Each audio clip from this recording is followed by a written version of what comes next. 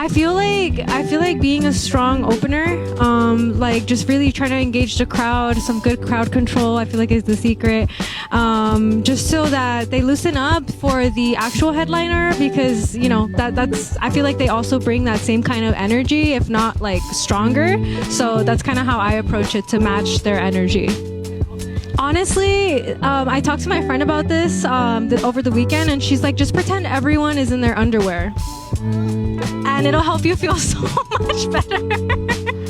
And so, that way you're not on stage and you shy away, because I have had dreams and nightmares where I'm like freaking out on stage. I feel like I haven't rehearsed in my nightmares, and I'm like, oh my gosh. But that really helped alleviate that anxiety.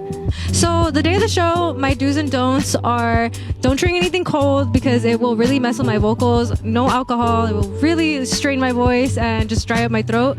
Not eating anything greasy, just so that I'm prepared vocally for the performance.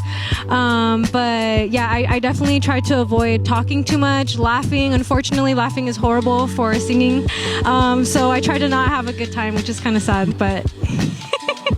And the do's are drink something warm like tea, do vocal exercises, have a good breakfast, make sure I feel nourished, make sure I use the bathroom way ahead of the performance, just so that I'm fully prepared and I'm not on stage and freaking out and forget my lines or something. I feel like sharing my art to people who are strangers to me, like they've never heard of me before, I feel like it's always great, because I feel like what makes me, in a way, what makes me different from other artists, I would think, is my train of thought, which is basically, I'm a community-oriented person. At the end of the day, like, they could not know who I am, but I come to the stage wholeheartedly with my soul and love, and I feel like I just give it all the love that I can.